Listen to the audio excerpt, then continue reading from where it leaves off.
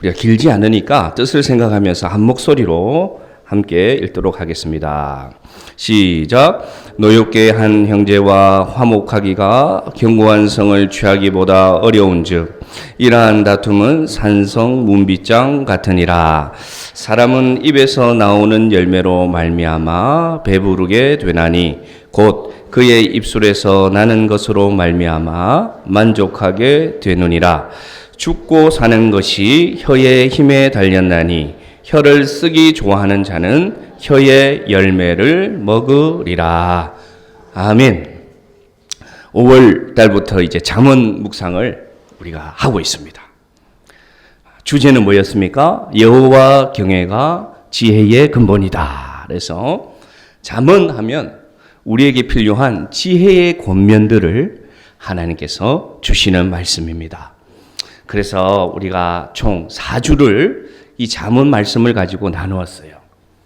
5월 둘째 주부터 시작했습니다. 제목이 여호와 경외라고 해서 여호와 경외는 무엇일까? 바로 그것이 지혜의 근본이다.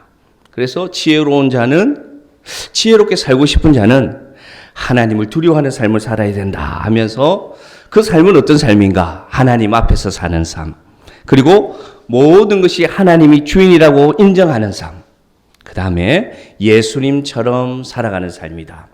그래서 줄이면 지혜로운 삶은 뭐냐? 여호와 경외인데 그것은 예배자의 삶이다. 그렇게 말씀을 전했었습니다. 두 번째 주에는 유혹이라는 주제로 나누었어요. 유혹. 어떤 자가 유혹을 받느냐? 성경에는 젊은이를 얘기했습니다. 젊은이는 경험이 적고 어떻게 보면 세상의 어리석은 자들이다. 그러면 어떤 때 유혹이 오느냐? 어두울 때, 빛이 없을 때. 그래서 내가 내 마음에 빛을 보지 못할 때 우리는 유혹에 넘어진다. 그러므로 유혹에 넘어가지 않도록 늘 모든 것을 믿음으로 바라보고 그리고 모든 욕심을 버리고 그렇죠? 그 다음에 양심에 합당한 삶을 살아라. 그래서 그 하나님이 주시는 것에 자족하며 유혹을 이기는 삶을 살아라고 우리 나누었습니다. 그 다음에 우리 바른 부자라는 말씀을 나누었어요. 바른 부자. 그죠? 정직과 나눔을 실천하는 부자가 되어야 된다. 그러면서 그 부자의 5원칙, 물질에 대한 5가지 원칙을 말씀드렸는데 한번 들어보십시오. 물질에 자유하되 불법하지 마라. 그렇게 말씀드렸습니다. 물질에 절제하되 인색하지는 마라. 그렇게 말씀드렸고요. 물질에 성실하되 하나님의 순리를 인정하라. 그렇게 했습니다. 그 다음에 물질을 전략하되 인색하지 말고 물질을 투자하되 욕심내지 마라. 마지막으로 물질에 자족하되 될 수 있으면 어떤 자가 되라? 남기는 자가 되어라.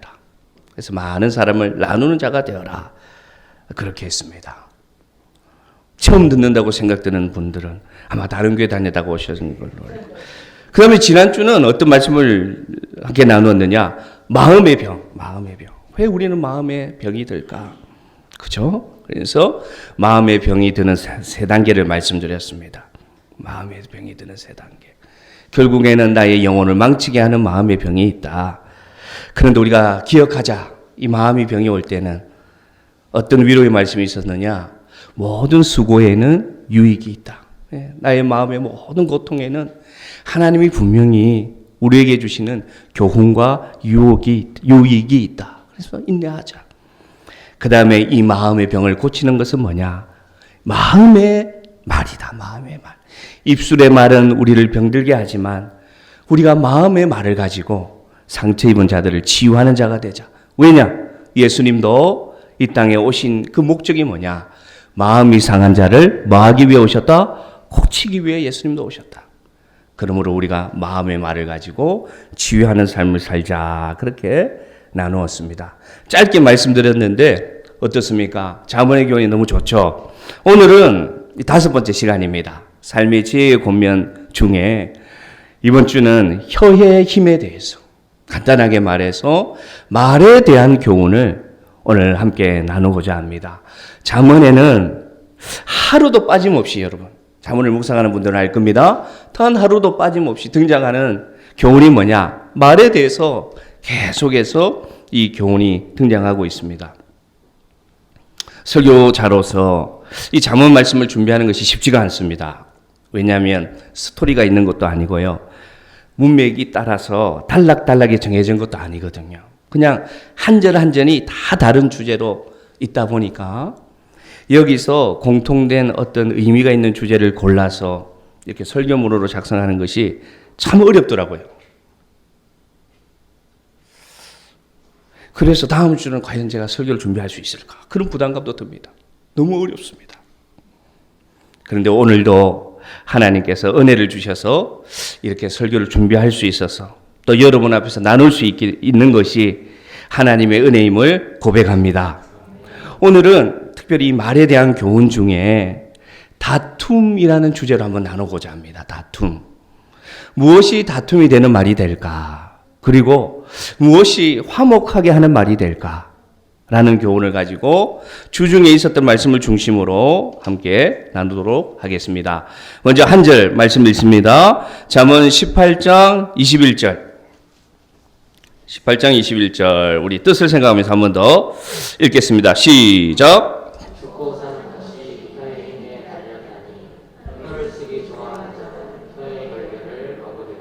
아멘.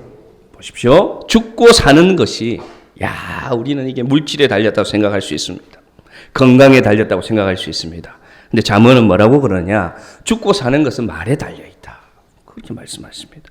그러면서 말을 하기를 좋아하는 자는 말의 열매를 먹을 것이다. 이렇게 얘기합니다. 일반적으로 우리는 열매하면 좋은 의미로 생각합니다.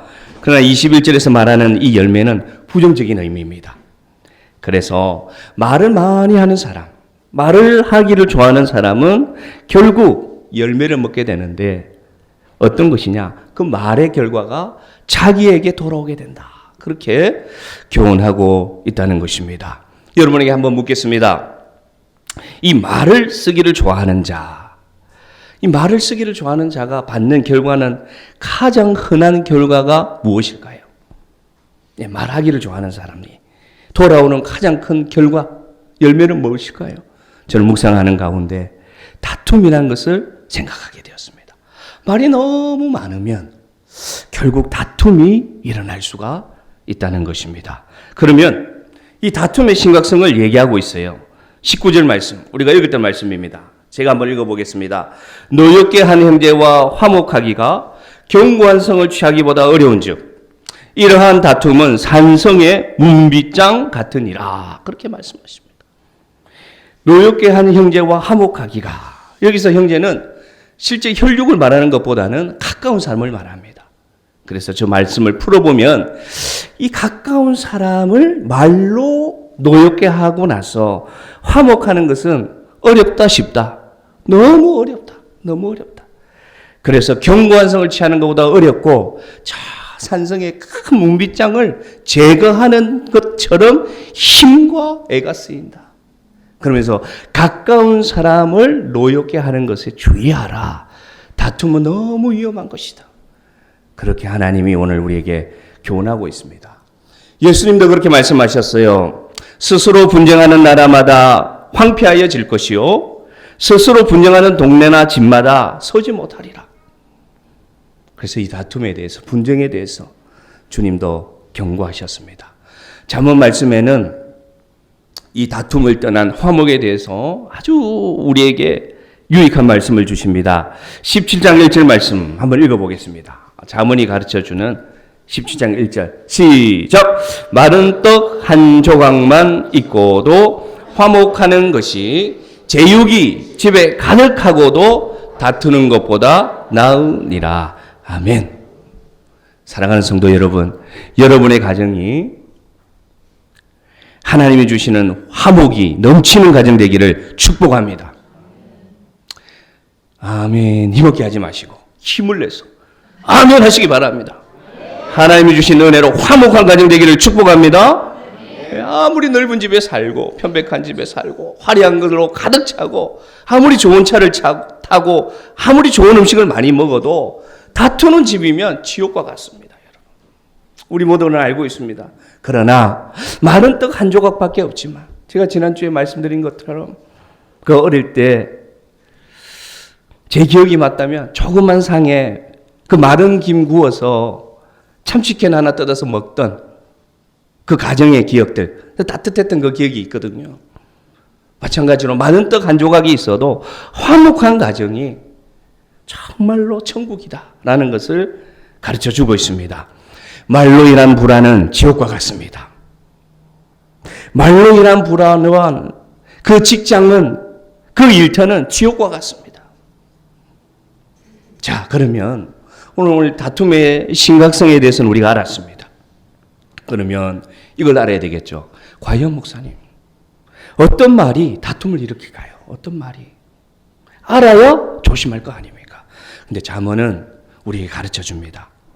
어떤 말이 다툼을 일으키는가? 18장 6절 말씀. 18장 6절 말씀에 보면 다툼을 일으키는 말을 설명합니다. 같이 읽습니다. 미련한 자의 입술은 다툼을 일으키고 그의 입은 매를 자청하느니라. 아멘. 다 가르쳐 주네요. 잠언 말씀이. 그렇구나. 미련한 자의 말이, 미련한 말이 다툼을 일으키구나. 그래서 저는 세 가지 정도 묵상하는 가운데 전문 본문을 중심으로 미련한 말 세 가지를 찾아봤습니다. 다툼을 일으키는 말. 한번 보겠습니다. 첫 번째, 다툼을 일으키는 말은 뭐냐? 18장 13절에 있습니다. 18장 13절. 성급한 말입니다. 한번 읽어보겠습니다. 사연을 듣기 전에 대답하는 자는 미련하여 욕을 당하느니라. 참 잠언 말씀이 우리에게 주는 교훈이 너무 시기적절하죠. 딱 맞죠. 그래서 가만히 생각해 보니까 다툼을 일으키는 말 중에 첫 번째는 뭐냐? 성급한 말입니다. 성급한 말. 다 듣기 전에 내뱉는 말. 그게 대표적인 어떤 말일까요? 입술의 말이죠. 입술의 말. 우리 시내가에 있는 성도들은 잘 듣는 성도들 되기를 바랍니다. 가까운 사람일수록 이런 실수를 많이 합니다. 솔직히 저도 이 실수를 많이 합니다. 아내가 무언가를 얘기할 때 다 듣기도 전에 정답을 말하려고 할 때가 많습니다. 그래서 실망을 주기도 하죠. 고치려고 하는데 많이 고쳐가기는 있지만 여전히 부족한 걸 저도 고백합니다. 여러분, 사연을 듣기 전에 대답하는 것이 미련한 자의 말이다. 꼭 기억하십시오. 그래서 인내를 가지고 끝까지 듣고 그 다음에 마음의 말로 대화하는 우리 성도들 되기를 바랍니다. 우리가 너무나 잘 아는 말씀, 야고보서 1장 19절. 우리가 너무나 잘 아는 말씀입니다. 제가 읽어드립니다. 내 사랑하는 형제들아, 너희가 알지니 사람마다 듣기는 속히 하고 말하기는 어떻게 하라? 더디하며 성내기도 더디하라. 너무나 우리가 다 아는 말씀이지 않습니까? 듣는 것을 잘 듣고 말하는 것은 천천히 하라. 그럴 때 다투는 말이 되지 않음을 알 수가 있습니다. 성경의 한 장면에 이런 장면이 있습니다. 사람들이 가늠한 현장에서 한 여인을 끌고 왔습니다. 그래서 막 사람들이 예수님을 자극합니다. 그 여인을 데려와서 보시라고. 예수님 같으면 어떻게 하겠냐고, 어떻게 정죄하겠냐고 막 몰아붙입니다. 근데 예수님은 성급하지 않으셨어요. 예수님은 어떻게 합니까? 그 자리에 앉아서 손가락으로 무언가를 쓰십니다. 땅에다가. 무언가를 막 쓰세요. 고대사문에 보니까 그 끌고 온 사람들의 죄목을 썼다. 이렇게도 표현되어 있더라고요. 왜 예수님 그렇게 하셨을까요? 저는 묵상하는 가운데 이런 생각이 들었습니다. 그렇구나. 예수님도 성급한 말을 하지 않으셨구나. 그죠? 막 자극하고 막 그 사람들이 함정에 빠뜨리려고 할 때 예수님 어떻게 지혜로운 모습을 보여주셨느냐. 말하지 않고 일단 한 템포를 쉬고 땅에다가 무언가를 쓰시면서 하실 말을 기억하셨구나. 생각하셨구나. 그래서 우리도 예수를 믿는 우리도 주님을 본받아서 성급하게 말하기보다는 한 번 더 생각하고 끝까지 듣고 그 다음에 마음의 말로 함께 대화하는 그러한 성도들 되기를 바랍니다. 기억하시기 바랍니다. 다툼의 말의 첫 번째 말은 뭐다? 성급한 말이다. 성급한 말이다. 두 번째, 다툼을 일으키는 말을 가르쳐주고 있습니다. 두 번째 다툼을 일으키는 말은 뭐냐? 자기 고집의 말입니다. 자기 고집의 말. 제가 드리는 말씀이 아니라 잠언에 나와 있습니다. 주중에 나와 있는 본문 18장의 1절과 2절을 세 번역 성경으로 읽어봅니다. 화면에 나옵니다. 잠언 18장 1절과 2절 시작. 다른 사람과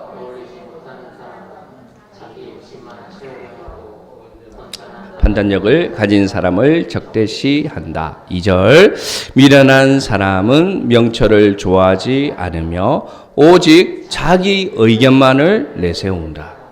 그렇게 되어 있어요. 아주 정확하죠. 다툼을 일으키는 두 번째 말은 뭐냐? 자기 욕심만 내뱉는 말. 자기 주장만 옳다고 주장하는 말입니다.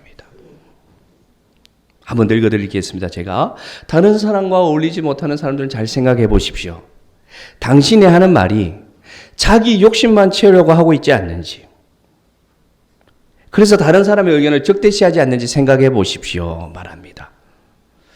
미련한 사람은 명철을 좋아하지 않고 다른 사람의 의견을 듣지 않고 오직 자기 의견만을 내세우는 사람입니다. 잠언이 그렇게 가르쳐 줍니다.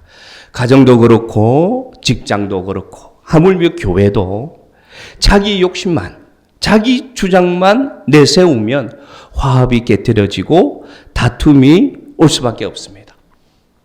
그래서 잠언 18장 1절을 우리가 보통 보는 개역 성경으로 보면 이렇게 말합니다. 무리에게 스스로 갈라서는 자, 이렇게 표현합니다. 자기의 의견만 내세우고 자기 욕심만을 주장하면 그 자는 어떤 자냐? 무리에서 스스로 멀어지는 자가 된다. 그렇게 얘기하고 있습니다. 자기의 욕심을 꺾지 않으면 걸림돌이 될 수 있습니다, 여러분. 자기의 의견만 내세우면 화합은 깨어질 수밖에 없다. 그러므로 여러분, 가정에서든 직장에서든 교회에서든 오늘 말씀을 기억해서 다툼이 되는 두 번째 말은 뭐다? 자기 고집의 말이다. 자기의 고집의 말을 버리는 우리 사랑하는 성도들 되기를 바랍니다. 그러면서 사도 바울의 말을 한번 보겠습니다. 고린도전서 10장 32절 33절 사도 바울의 고백입니다. 참 은혜가 되는 말입니다. 한번 읽어봅시다. 여러분은 유대 사람에게도 그리스 사람에게도 하나님의 교회에도 걸림돌이 되지 마십시오. 그 다음 절입니다. 나도 모든 일을 모든 사람의 마음에 들게 하려고 애씁니다. 그것은 내가 내 이로움을 구하지 않고 많은 사람의 이로움을 추구하여 그들이 구원을 받게 하려는 것입니다. 아멘. 말씀을 그대로 한번 띄워주시기 바랍니다. 자, 고린도 교회가 어떤 형편에 있었습니까, 여러분? 분쟁 가운데 있었습니다. 어떤 분쟁이 있었습니까? 나는 바울파다. 나는 아볼로파야. 아니야, 나는 예수님의 수제자 게바파야. 아니야, 나는 오직 예수님만 바라보는 예수님파야. 이런 갈림이 있었습니다. 분쟁이 있었습니다. 다툼이 있었습니다. 그 교회에 오늘 사도 바울이 권면하고 있습니다. 여러분, 유대 사람에게도 그리스 사람에게도 어떤 사람입니까? 전혀 태생이 달라요. 정치적으로도 전혀 달라요. 주장하는 바도 전혀 달라요. 그러나 여러분, 제발 부탁드립니다. 하나님의 교회 안에서는 무엇이 되지 마십시오? 걸림돌이 되지 마십시오. 하나님 교회에서는 다 다를 수 있어요. 그러나 여러분, 자기 주장만 내세워서 걸림돌이 되지 마십시오. 나는 어떤 줄 아십니까? 얘기합니다. 자, 보세요. 저 말이 정말 저는 동감이 되었습니다. 나도 얘기합니다. 바울이 나도 모든 일에 모든 사람 마음에 들고 싶습니다. 그 얘기예요. 너무 솔직한 고백이에요. 저는 그 훌륭한 사도도 저렇게 고백했다는 것에 위로를 받았습니다. 뭐라고 얘기하느냐? 나도 할 수만 있다면 모든 사람 마음에 들고 싶은 사역하고 싶습니다. 목회하고 싶습니다. 그렇게 하고 싶습니다. 왜냐? 나는 내 이름을 추구하지 않고 한 사람이라도 예수님께 가까이 갈 수 있기를 바랍니다. 그런데 잘 됩니까? 안 됩니까? 안 됩니다. 자, 보세요. 그래서 모든 사람의 마음에 들게 하려고 애씁니다 해놓고는 저 밑에는 모든이 무엇으로 바뀌었습니까? 많은 사람의 이름으로 바뀌었어요. 저게 너무나 큰 의미가 있습니다. 사도 바울은 모든 사람의 마음에 들고 싶은 사역을 하고 싶은 거예요. 당연하죠. 주의 종으로서. 그런데 사역을 해보니 다 만족시킬 수는 없더라. 그래서 저는 어떤 단어를 씁니까? 모든이 무엇으로 바뀌었습니까? 많은 사람의 이로움을 추구하여. 그렇죠? 한 명이라도 더 예수께 가까이 가는 사역을 하고 있는 것입니다. 그러니 절대 분쟁하지 말고 다투지 말고 하나님의 교회에 걸림돌이 되지 말기를 간절히 성도들에게 권면합니다. 그렇게 스스로 고백합니다. 사랑하는 성도 여러분, 마찬가지입니다. 여러분 가정에서도 직장에서도 여러분 일터에 있지 않습니까? 그리고 교회에서도 다 만족시킬 수는 없을 때 될 수 있으면 많은 사람의 의견을 따라서 때로는 자기 의견을 낮추기도 하고 이해하는 그런 입장에 설 때 하나님의 교회에 걸림돌이 되지 않는 다툼이 되지 않는 은혜를 누릴 줄로 믿습니다. 저게 두 번째 교훈. 제목의 두 번째 교훈입니다. 첫 번째 뭐였습니까? 성급한 말. 두 번째는 자기 고집의 말이었습니다. 세 번째 가장 심각한 걸 제가 여러분과 나눕니다. 오늘 설교의 어떻게 보면 포인트. 다툼을 일으키는 말. 세 번째는 뭐냐? 8절 말씀. 잠언 18장 8절. 이게 잠언에 다 있더라고요. 자, 시작. 헐뜯기를 잘하는 사람의 말은 맛있는 음식과 같아서 뱃속 깊은 데로 내려간다. 할렐루야. 할렐루야. 정말 좋은 말씀. 한 번 더 제가 읽어드리겠습니다. 헐뜯기를 잘하는 말은, 사람의 말은 맛있는 음식과 같아서 뱃속 깊은 데로 내려간다. 쉽게 말하면 뭐냐? 흠담, 뒷담화. 이 흠담이 어떤 말과 같다? 아주 맛있는 것과 같다? 음식과 같다. 음식과 같다. 음식과 같다. 음식과 같다. 이 잠언의 교훈은 수천 년이 지나도 진리 중에 진리입니다. 왜 험담할까요, 여러분? 왜 뒷담화할까요? 맛있거든요. 맛있거든요. 아무리 맛없는 음식도 뒷담화하면서 먹으면 언제 먹었는지 몰라도 그릇이 비워져 있습니다. 언제 먹었지? 언제 먹었지? 맛있다. 뭐 하면서 먹는 말? 뭐 하면서 먹는 음식? 이 뒷담화하면서 먹는 음식. 왜냐? 잠언에 그렇게 되어 있습니다. 남의 말을 조라기는 잘한 자는 별식과 같다. 별식과 같다. 특식과 같다. 그래서 뒷담화를 많이 합니다. 그런데 여러분 뒷담화에도 종류가 있습니다. 예, 몰랐죠 여러분? 뒷담화에도 종류가 있어요. 두 종류가 있어요. 잘 들어보세요. 첫 번째는요.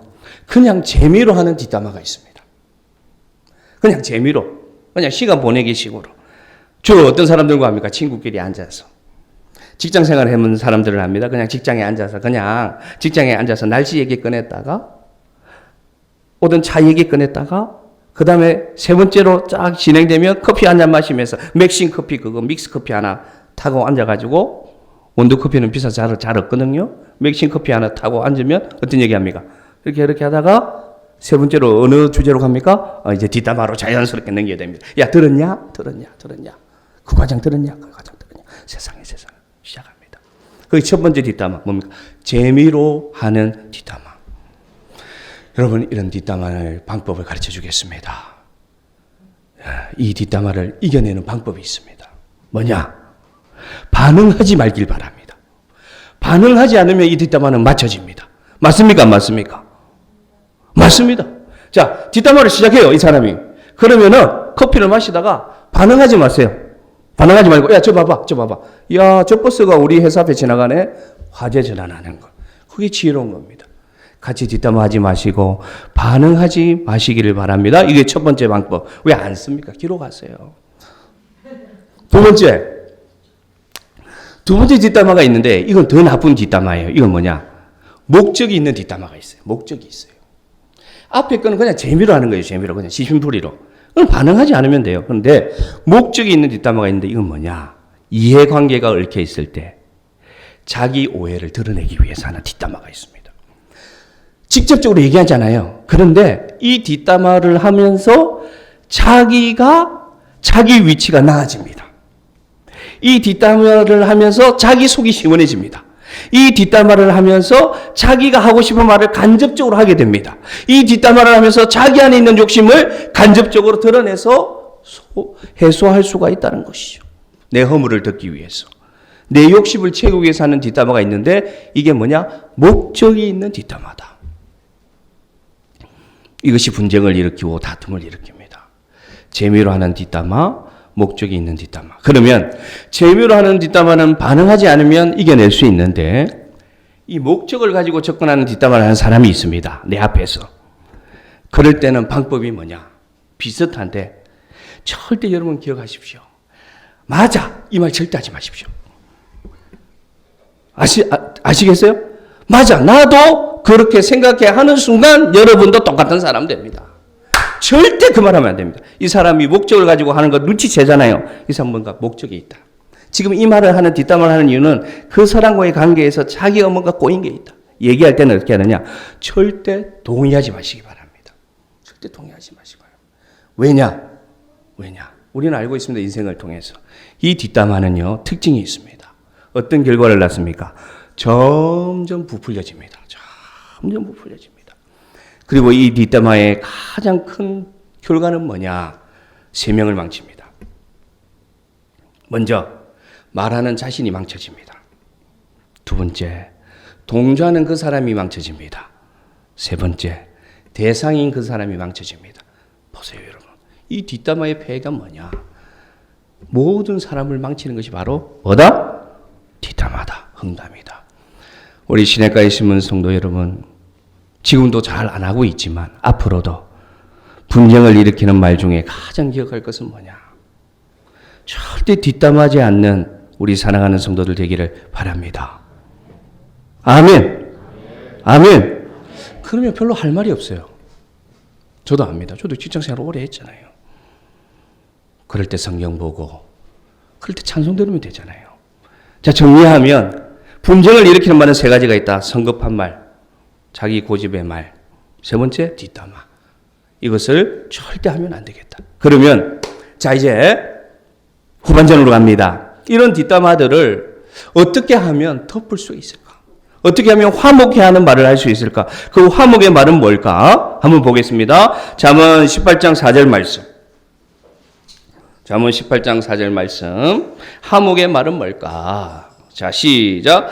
명철한 사람의 입의 말은 깊은 물과 같고 지혜의 샘은 솟구쳐 흐르는 내와 같으니라. 아멘.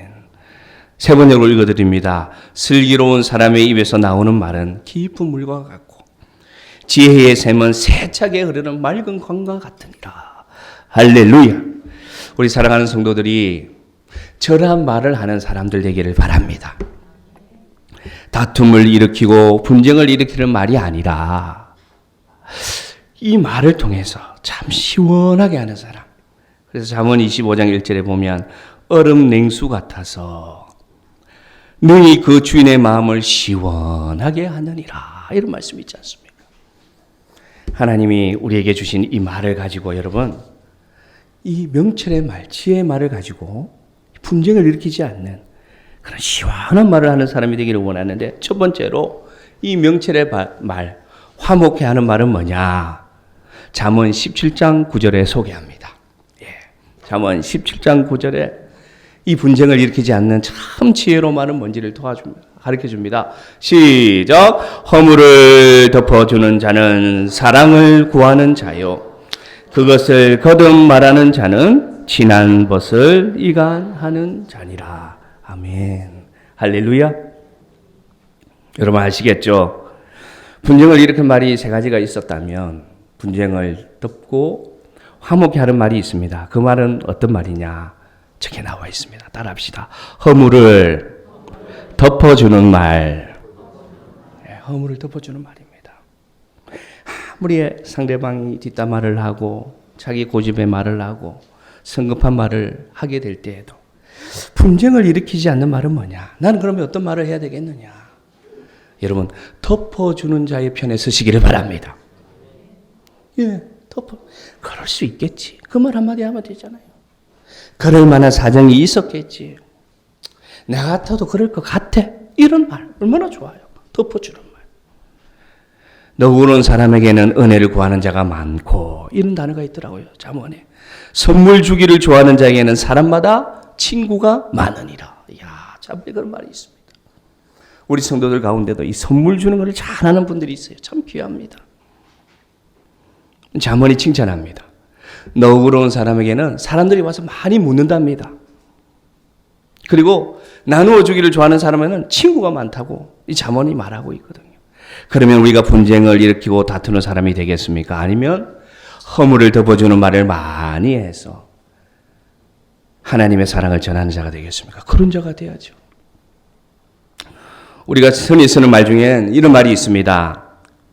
말은 엎어진 물이다. 그렇게 씁니다. 그렇게 씁니까? 안 씁니까? 예, 한 번 말하면 다시 주워 담을 수 있다 없다? 담을 수 없다. 그게 말입니다. 그게 말입니다. 근데 여러분, 제가 방송에서 듣는지 몰라도 이런 말을 들었어요. 이미 엎어진 말은 주워 담을 수 없지만 그렇지만 닦는 것은 가능하다. 이런 말을 들었습니다. 참 맞는 말 같죠? 자, 보세요. 우리의 말이 한 번 말하면 그냥 엎어져 버서 주워 담을 수는 없어요. 그러나 그대로 놔두면 안 되고 닦아낼 수는 있어요. 닦아낼 수는 있어요. 어떻게 하면 닦아낼 수 있을까요? 어떻게 하면 허물을 덮는 말이 될까요? 양해를 구하는 거죠. 양해를. 내가 방금 한 말은 내가 이렇게 했어. 그래서 이해해 주기를 바래. 빨리 될 수 있으면 빨리 양해를 구합니다. 그 다음에 말을 할 때 여러분 동의를 구하는 식으로 말을 하시기 바랍니다. 나는 이렇게 생각하는데 너는 어떻게 생각하니? 물으면서 말을 하면 이것이 엎어지는 말이 되지 않을 수 있습니다. 그리고 내가 말을 잘못했을 때는요, 신속하게 변명하지 말고 깔끔하게 인정하시기 바랍니다. 그러면 분쟁이 되지 않습니다. 근데 이걸 잘 못해요. 자꾸 변명하려고 하고 자꾸 다른 이야기를 하려고 하는데 그러면 관계가 회복되지 않습니다. 그래서 이미 엎어진 말을 주워 담을 수는 없지만 닦아낼 수는 있는데 그 방법은 뭐냐? 될 수 있으면 빠르게 해명하고 동의를 구하고 깔끔하게 사과하는 것. 그것이 분쟁으로 가지 않는다는 것입니다. 마지막으로 가장 효과가 많은 덮는 말, 화목을 일으키는 말이 있습니다. 잠언 17장 28절. 잠언 17장 28절. 너무나 귀한 말씀입니다. 한 주간 저는 묵상하는 가운데 정말 많은 은혜를 받았죠. 잠언 말씀을 가지고. 정말로 화목하게 하는 말을 성경이 가르쳐 줍니다. 시작. 미련한 자라도 잠잠하면 지혜로운 자로 여겨지고 그의 입술을 닫으면 슬기로운 자로 여겨지느니라. 아멘. 자, 내가 지혜가 부족해요. 지식이 부족해요. 그럴 때 차라리 입술을 닫으면 사람들이 어떻게 여긴다? 슬기로운 자로 여긴다는 거예요. 그래서 제가 생각하는 가장 좋은 방법은 뭐냐? 분쟁을 일으키지 않고 다툼을 일으키지 않는 가장 좋은 말은 뭐냐? 그것은 뭐냐? 침묵이다. 침묵. 목사님. 그러면 당연히 분쟁이 안 일어나죠. 침묵. 근데 여러분 달라요. 침묵은 다른 말로 여러분 뭔지 아세요? 듣는 말입니다. 듣는 말. 침묵은. 이 듣는 말이 너무 중요합니다. 화목의 말은 듣는 말인 것을 기억하시기를 바랍니다. 그러면 이 화목을 일으키고 화평을 일으키는 듣는 말은 어떻게 해야 우리가 할 수 있을까요? 어떻게 해야 내가 듣는 말을 잘하는 자가 될까요? 어떻게 해야 듣는 말을 잘하고 화평케 하는 말을 잘할까요? 그것은 하나밖에 없습니다. 방법은 하나밖에 없습니다. 무엇에서 오느냐? 묵상함에 있습니다. 묵상함에. 하나님의 말씀을 조용히 묵상할 때 내 말이 듣는 말이 될 수 있습니다. 왜 그렇습니까? 하나님의 말씀을 묵상할 때 침묵할 수 있습니다. 하나님의 말씀을 묵상할 때 듣는 말이 들립니다. 하나님의 음성이 들립니다. 하나님의 말씀만이 우리에게 듣는 말을 주십니다. 할렐루야. 그러므로 성도는 하나님의 말씀을 묵상해야 침묵할 수 있고 하나님의 말씀을 묵상해야 듣는 말에 용이할 수가 있다는 것입니다. 하나님의 말씀을 묵상하지 못하면 입술의 말이 너무 많아집니다. 내 삶에. 하나님의 말씀을 묵상하지 않는 자들의 특징이 뭐냐? 입이 가볍습니다. 그러나 하나님의 말씀을 묵상하는 자는 아침에 주의 음성에 귀를 기울이고 하나님의 말씀을 들으면 자연히 내 삶이 듣는 말로 시작되기 때문에 내가 하는 말이 하나님의 말씀이 나오는 말씀이 될 줄로 믿습니다. 여러분, 예수님이 어떻게 사역하셨습니까? 예수님 이 땅에 오셔서 어떻게 사셨어요? 보시면은요, 주님은 바쁠 때마다 많은 사람들이 왕으로 삼기 위해서 막 인기가 막 올라가고 많은 사람들이 예수님을 잡아서 예루살렘을 끌고 와서 왕을 시키려고 할 때마다 예수님이 그때마다 동일하게 한 행동은 뭐냐? 한적한 곳으로 가셨어요. 한적한 곳으로 가서 제자들과도 떨어져서 뭐 하셨느냐? 기도하셨는데 그 기도의 대부분은 어떤 시간이었습니까? 듣는 시간이었습니다. 왜냐? 예수님의 기도를 보면 알 수가 있습니다. 나의 원대로 마옵시고 아버지의 원대로 되기를 원하나이다. 이것은 듣는 말의 삶을 살았기 때문에, 듣는 기도의 시간을 가졌기 때문에 가능했습니다. 하물며 주님조차 그 듣는 시간에 집중하셨는데 정말 지혜 없고 부족하고 미련한 우리는 어떻게 살아가고 있습니까? 잔소리로 듣지 마시고 잘 생각하시기 바랍니다. 하나님의 말씀에, 하나님께 말씀 묵상하는 시간에 중심을 두는 시심교회 성도들 되기를 축복합니다. 왜 그렇습니까? 말씀을 읽고 묵상하면 내 생각이 변합니다. 말씀을 읽고 묵상하면 내 마음이 변합니다. 그리고 그 변한 생각 속에 누구의 생각이 들어옵니까? 하나님의 생각이 들어오기 시작합니다. 변한 내 마음 속에 누구의 마음이 들어오기 시작합니까? 예수님의 마음이 들어오기 시작하죠. 그러면 생각과 마음을 나타내는 것이 무엇입니까? 말이지 않습니까? 제가 지어내는 말이 아닙니다. 그러므로 우리가 말씀 묵상해서 내 생각이 예수님의 생각과 같아지고 내 마음이 예수님의 말씀과 같아지면 내가 하는 말이 예수님의 생각이 되고 내가 하는 말이 예수님의 마음이 된다는 것입니다. 그러면 분쟁할 일이 뭐가 있고 다툴 일이 뭐가 있고 상처 줄 일이 뭐가 있겠습니까? 사랑하는 성도 여러분, 예수님의 말처럼 하고 싶습니까? 그러면 말씀을 읽으시기 바랍니다. 말씀을 가까이 하시기 바랍니다. 제 목회의 비전은 이거 한 가지밖에 없어요. 스스로 말씀을 묵상하여 하나님 앞에 스스로 서는 성도. 이게 제 목회의 비전입니다, 여러분. 막 많이 신방하고 막 많이 기도해드리고 좋죠. 물론 좋죠. 그러나 그거는 그때뿐입니다, 여러분. 그때뿐이에요. 정말로 스스로 설 수 있는 믿음은 뭐냐? 말씀 묵상할 때. 말씀이 내 삶에 체화될 때 스스로 설 수 있습니다. 그래서 아무도 없어도 하나님 앞에 설 수 있습니다. 고통이 있어도 설 수 있습니다. 고난이 있어도 설 수 있습니다. 슬픈 일이 있어도 설 수 있습니다. 왜냐? 말씀이 있으니. 내 발에 등이 되니 내 길에 빛이 되니 설 수가 있다는 것입니다. 사랑하는 성도 여러분, 방법은 하나밖에 없습니다. 내 말로 지육하고 화합하게 하는 것은 말씀밖에 없음을 기억하시기를 바랍니다. 그래서 우리가 그 사람이 예수 믿는지 교회를 다니는지 어떻게 알 수 있어요? TV를 볼 때도 어떤 사람이 인터뷰를 합니다. 어떤 연예인을, 어떤 정치인을 인터뷰를 합니다. 그런데 우리 어떻게 알 수 있어요? 쓰는 단어가 달라요. 세상에서는 단어하고 달라요. 어떤 말을 많이 씁니까? 감사합니다 말을 많이 써요. 감사합니다. 아니, 모든 것이 감사합니다. 감사합니다. 또 어떤 말을 많이 씁니까? 평안이란 말을 많이 씁니다. 평안해요. 괜찮습니다. 평안합니다. 또 어떤 말을 많이 씁니까? 자족합니다. 자족합니다. 은혜입니다. 은혜. 이런 단어를 많이 씁니다. 그 사람이 예수 믿는지 안 믿는지 우리 조사하지 않아도 알아요. 왜냐? 말이 바뀌기 때문입니다. 그러므로 성도라면 말이 달라야 됩니다. 성도라면 하나님의 마음과 예수님의 생각을 닮아서 처음에 말했던 그 세 가지 말, 성급한 말, 자기 주장의 말, 험담하는 말 이제는 그만하고 이제는 하지 않고 예수님을 본받아 마음의 말, 듣는 말을 먼저 해서 내가 말하는 이 입술이 그리스도의 향기 되기를 간절히 바랍니다. 끝으로 우리 한 문장 따라하고 말씀 마치겠습니다. 자, 제가 저와 함께 앞에 있는 문장을 읽읍시다. 시작. 우리가 하는 말이 그리스도의 향기이다. 우리 한 번 더 읽읍시다. 우리가 하는 말이 그리스도의 향기이다. 할렐루야. 그래서 세상 가운데 향기로 사세요. 세상 가운데 향기를 드러내세요. 아주 모호합니다. 간단합니다. 선명합니다. 내가 하는 말이 예수님의 향기입니다. 그것을 드러내는 우리 사랑하는 성도 되기를 축복합니다. 우리 찬양하겠습니다.